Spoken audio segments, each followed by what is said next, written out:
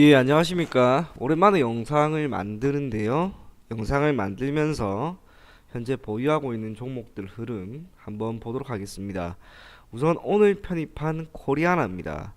매수 가격을 5,150원에 줬기 때문에 아마 여러분들 모두가 잡았을 거라고 생각을 합니다. 그리고 제가 코리아나라고 하는 종목을 매수한 이유는요. 첫 번째로는 지금 화장품 섹터에 있는 종목들의 흐름이 매우 좋죠. 특히 계속해서 흐름이 좋지 않았던 종목 그리고 섹터였는데 지금 반등이 매우 강하게 나온단 말이에요. 코리아나 또한 마찬가지입니다. 결국에는 섹터 자체의 흐름이 좋기 때문에 반등을 기대해도 좋다라고 하는 판단 아래 동사를 편입을 시켰고요. 두 번째로는 기술적으로 보았을 때 얼마 전이었죠. 1월 23일 한 차례 거래량이 터진 이후로 점진적으로 저점이 조금씩 올라가고 있습니다. 중요한 가격대를 저는 오늘 돌파를 했다고 봐요. 물론 금일 2.72% 상승 마감, 최대 5.74%나 오른 걸 감안하면은 윗꼬리가 길다라고 할 수 있지만 결국에는 섹터 자체의 흐름이 좋기 때문에 저는 코리아나가 좋은 결과를 줄 수 있을 것으로 보입니다. 해당 종목에서 10% 정도 수준의 수익이 난다 하였을 때 저는 전량 매도를 할 생각입니다. 비중이 10%이기 때문에 가급적이면 짧게 보고요. 기간도 오래 가지고 가지 않을 생각입니다. 두 번째 CGV입니다. 지난해 동사의 흐름이 좋지 않았죠. 그런데 올 초에 다행히 좋은 영화들이 나오면서 CGV의 실적이 개선될 것이다 라고 하는 전망이 나오고 있습니다.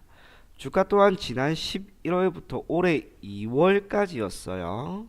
저점 구간을 어느 정도 다진 이후 지금 반등이 나온단 말이에요.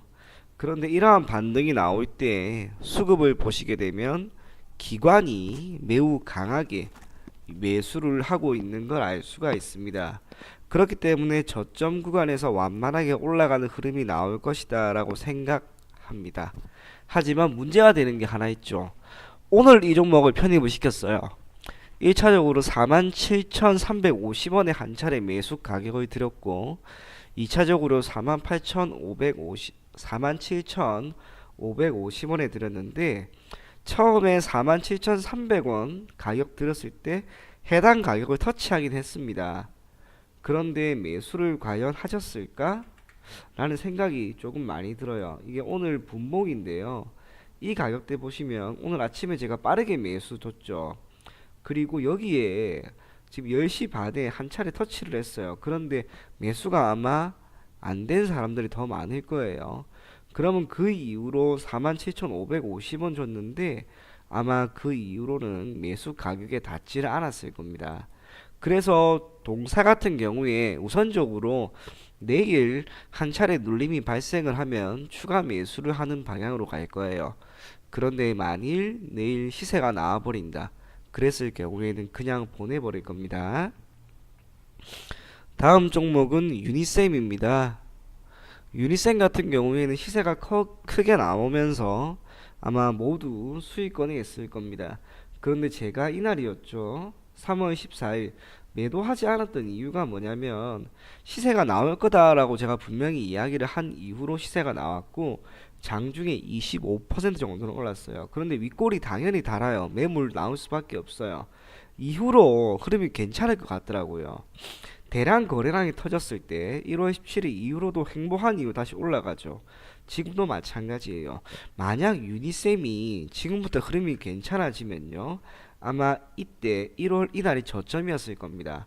여기에서 단순하게 제가 6,040원이라고 하는 목표 가격을 보는데 흐름이 괜찮다면 이 종목 꽤나 장기적으로도 가지고 갈 수 있어요. 괜찮을 거예요. 그래서 유니셈 같은 경우에 오늘 0.97% 하락 마감했지만 이거는 큰 의미가 있는 건 아니다. 오히려 지금 구간에서 적정하게 전 거래일 금요일 오늘 이렇게 눌림이 발생한 것처럼 조정을 받은 이후 저는 한 차례 더 시세가 나올 것으로 보고 있으니까 유니셈 계속해서 보유하도록 할게요. 다음 종목은 포스코 캠텍입니다. 편입한 이후 수익권에 소폭 들어갔는데 아쉽게 그 다음에 밀렸습니다.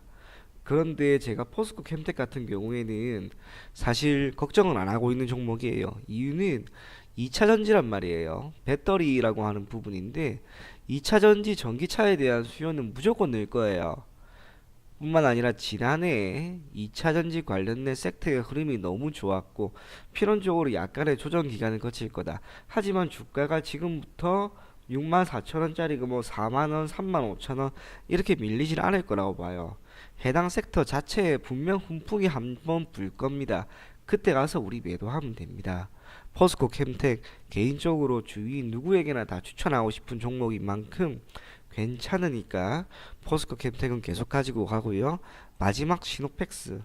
예, 맞습니다. 이 종목이 지금 가장 큰 문제입니다.